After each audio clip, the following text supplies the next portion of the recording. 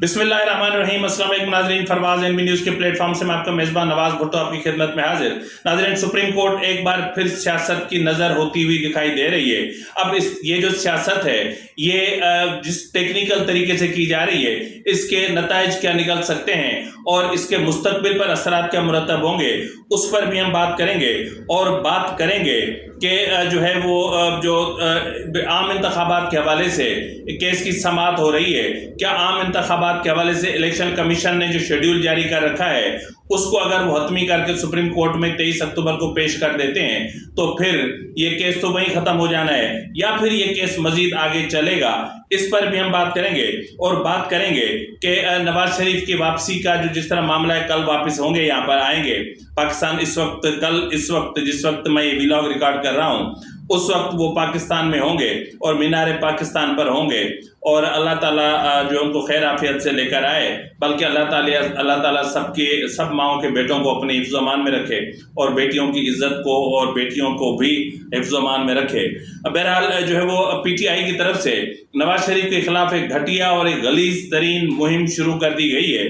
इस मुहिम के पीटीआई की सियासत पर और जो पीटीआई का जो मुज़ाकराती मामलात हैं या सियासत है उस पर किस तरह के असरात मुरतब होंगे उस पर भी हम बात करेंगे। और बात करेंगे शेर अफजल मरवत को एक लड़ाई फिर महंगी पड़ गई, ये इस पर भी हम बात करेंगे। और बात करेंगे कि जिस तरह जो है वो अमेरिका, बरतानिया और इंडिया इजराइल के साथ कांधा कांधे के साथ मिलाकर खड़े हुए हैं, ये इससे बेगैरत और वहशी और जानवर किस्म के लोग हैं कि जिनको सिसकते, बिलकते, मरते मासूम फूलों जैसे बच्चों के जनाजों पर, उनकी माओं की आहों पर और उनके मतलब उनको रहम नहीं आ रहा, तो वहां पर उम्मत मुसलमान कहाँ है, वो इस्लामी ममालिक कहाँ हैं? क्या हम सिर्फ गीदड़ भभकियों पर ही गुजारा करेंगे?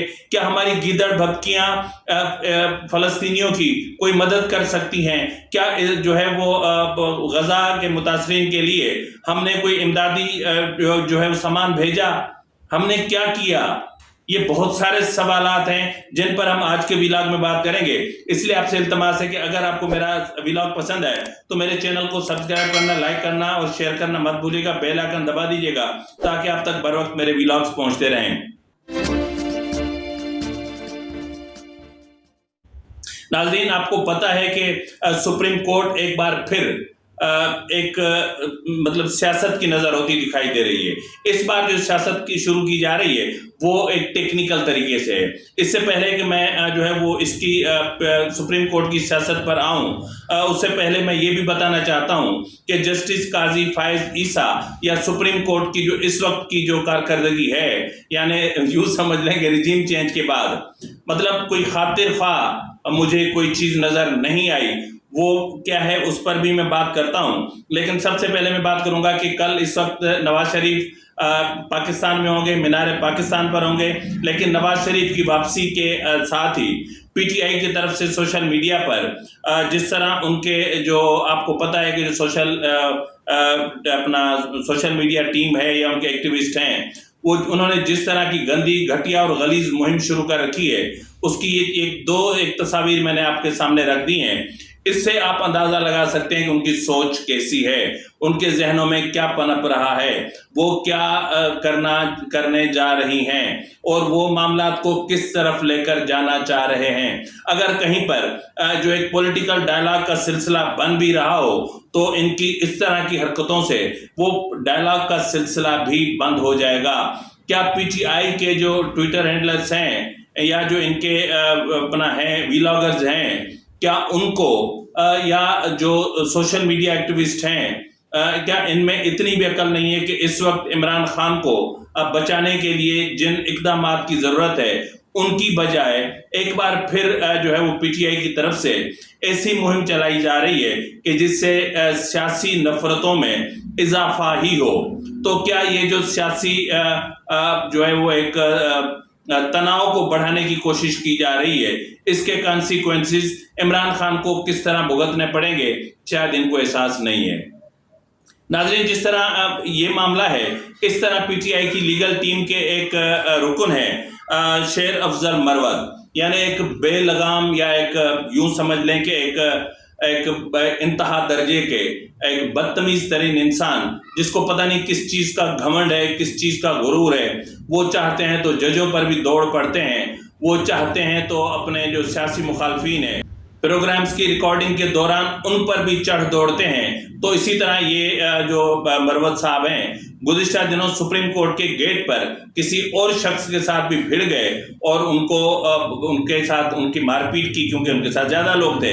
तो बहरहाल अब उन्हें पता चला कि जिस शख्स को उन्होंने मारा वो बुनियादी तौर पर पुलिस एहलकार था, और इस वजह से उनके खिलाफ एक मुकदमा और दर्ज हो गया है, जिसकी सीसीटीवी फुटेज, वीडियो और सोशल मीडिया पर वो फुटेज सब कुछ हासिल है, अपना मुयस्सर हैं। तो बहरहाल शेर अफजल मरवत को ये लड़ाई महंगी पड़ गई, और मेरे ख्याल में अब मैं शेर अफजल मरवत साहब को अपने घर की बजाय जेल में ज़्यादा देख रहा हूँ कि अब उनके दिन गिने जा चुके हैं। नाज़रीन, जो है वो आपको मैं बताता चलूं कि जो है वो इस वक्त जो फ़लस्तीन की सूरत हाल है वो इंतहाई नाजुक हो चुकी है। इस वक्त की अगर हम बात करें इस वक्त की, कि वहाँ पर 3,900 से ज़्यादा अमवात हो चुकी हैं, जिनमें 1,500 से ज़ायद बच्चे हैं। 1,500 से ज़ायद बच्चे हैं, 1000 ख़वातीन हैं, बाकी बड़े बूढ़े जवान मर्द सब उसमें शामिल हैं, यानी टोटल 3,900। ये सोचने की बात है, ये बहुत बड़ा फिगर है। और इसी तरह जो इमारतें मसमार हुई हैं उनका कोई हिसाब नहीं है। गजा को तो तहस नहस कर दिया गया है, और जिस तरह एयर स्ट्राइक्स की जा रही हैं, जिस तरह मिसाइल दागे जा रहे हैं, और जिस तरह की कार्रवाइयाँ की जा रही हैं, जिस तरह हॉस्पिटल्स पर बम गिराए जा रहे हैं, और जिस तरह स्कूलों पर बम गिराए जा रहे हैं, जिस तरह जो है वो यूएनओ के ऑफिस पर बम गिराए जा रहे हैं, जिस तरह हिलाल अहमर के ऑफिस पर बम गिराए जा रहे हैं, इसी तरह आज एक चर्च पर भी बम गिराए गए, जहां पनाह लिए हुए कुछ मुसलमान और कुछ ईसाई जो है वो जाँ बहक हो गए। नाज़रीन, ये लड़ाई इस वक्त इंतहाई शदीद हो गई है। ये लड़ाई इतनी शदीद हो गई है कि अब उम्मत मुसलमान चाह कर भी खुद को इस लड़ाई से अलग नहीं रख सकती। सऊदी अरब जो कल तक इसराइल को तस्लीम करने जा रहा था, वो चाह कर भी अब खुद को इस लड़ाई से अलग नहीं रख सकता। ईरान जो अमेरिका को कह रहा था कि हम कोई जवाबी कार्रवाई नहीं कर रहे, अब अमेरिका भी चाह कर भी इस लड़ाई से खुद को अलग नहीं कर पा रहा। मुझे बहुत तकलीफ हुई ये सुन करके। बरतानवी वजीर आज़म जो बुनियादी तौर पर जो है वो भारतीय मिजाज हैं, और जिस गलीज लहजे में उन्होंने कहा कि हम इसराइल को जीतता देखना चाहते हैं, और जिस तरीके से जो बाइडन ने जो जानवर होने का मुजाहरा किया, या जो दरिंदगी और वहशत का मुजाहरा किया, या जिस तरह अमेरिकी फॉरेन मिनिस्टर ने कहा कि मैं यहूदी हूँ और मैं चाहता हूँ कि गजा के बहरहाल जो कुछ था आपके सामने सोशल मीडिया पर हर चीज़ चल रही है, इलेक्ट्रॉनिक मीडिया पर भी चीज़ें चल रही हैं। बहरहाल इस सूरत हाल में उम्मत मुसलमान कहाँ खड़ी है? हम क्यों पीछे हैं? इस वक्त तक मतलब क्यों हमारी तरफ से कोई इमदाद गजा तक नहीं पहुंच सकी? हम क्यों इसराइल को दबाव में नहीं ला सके? यहाँ तक कि हम इसराइल को सवाए अमेरिका के माजरत के साथ सवाए ईरान के, अमेरिकी दबाव के बावजूद भी सवाए ईरान के, और किसी ने कोई थ्रेट नहीं दिया है, धमकी नहीं दी है। और ये इस वक्त तक भी जब 3,900 से ज़ायद फ़लस्तीनी शहीद हो चुके हैं, 1,500 मासूम तरीन बच्चे जिनको देखते हुए कलेजा फट जाता है। मैं तो हैरान होता हूँ कि वो माएँ जिनके इतने बच्चे होंगे वो इन बच्चों को किस तरह देख पाती होंगी, या जिस तरह उनके वालिदैन जिस तरह उन शहीद बच्चों को अपने सीने से लगाए चूम रहे होते हैं, जिस तरह हम उम्र बच्चे दूसरे बच्चों के कान में कह रहे होते हैं कि कलमा पढ़ो, कलमा शहादत पढ़ो। तो ये मनाजिर वो हैं जो दिल खराश हैं, लेकिन बदकिस्मती से ये मनाजिर मगरिब और मगरिब और यूरोप क्यों नहीं देख पा रहा? अवाम तो देख पा रहे हैं, हुक्मरान क्यों नहीं देख पा रहे? और आखिर क्या वजह है कि इतनी बड़ी डिसइंफॉर्मेशन मुहिम तो चल रही है, लेकिन हमारी तरफ से खामोशी है, और ये मुजरिमाना खामोशी है। उन खास तौर पर जो है वो इस्लामी ममालिक जो एटमी ताकत रखते हैं, जो अबाबील और गौरी और शाहीन और पता नहीं कौन कौन से मिसाइल, लंबे लंबे बड़े बड़े चौड़े चौड़े मिसाइल रखते हैं। तो अब मेरे ख्याल में मुझे इस चीज़ में यकीन होने लगा है कि वाकई जो है वो साबिक chief of army staff Qamar Javed Bajwa screw driver से उनकी रेंज कम करके चले गए हैं। हमारे मिसाइल वहां तक पहुंच ही नहीं सकेंगे, सीधी बात है, वो जाहिर करके गए ना। बहरहाल नाज़रीन, हम फरवाज एनबी न्यूज़ के प्लेटफॉर्म से और अपने देखने वालों के की तरफ से हम फ़लस्तीन के साथ हैं। फ़लस्तीन के इस दुख में, इस तकलीफ़ में हम उनके साथ हैं, इस दर्द में उनके साथ हैं। हम इस लड़ाई में तो उनके साथ वहाँ पर जो है वो मौजूद नहीं हो सकते, लेकिन इखलाकी तौर पर हम हर लिहाज से उनके साथ हैं। नाज़रीन, अब आते हैं सुप्रीम कोर्ट की तरफ कि सुप्रीम कोर्ट में एक बार फिर सियासत शुरू हो गई है और जो इस वक्त तक की कारकर्दगी है अपना रिजीम चेंज के बाद, वो भी अफसोसनाक है। यानी सवाए supreme court practice and procedure act के और सवाए चंद एक केसेस के क्या नतीजा सामने आया है, सवाए बेंचेस की तश्कील के हवाले से, और मतलब कुछ भी इस वक्त तक, यानी जिस तरीके से पॉलिटिकल विक्टिमाइजेशन हो रही है, जिस तरीके से सियासी रहनुमाओं को पकड़ पकड़ कर इंटरव्यू करवाए जा रहे हैं, जिस तरह उनको उठाकर जो है वो गुम किया जा रहा है। पहले तो बलूचिस्तान और सिंध के लोग मिसिंग पर्सन्स में आते थे, अब पाकिस्तान की सियासत से जुड़े बड़े बड़े नाम भी जो वो मिसिंग पर्सन्स में आते हैं। फिर अचानक उनको मंजर आम पे ले आया जाता है, फिर उनका इंटरव्यू होता है, वो प्रेस कॉन्फ्रेंस करते हैं और फिर उनकी जान खलासी हो जाती है।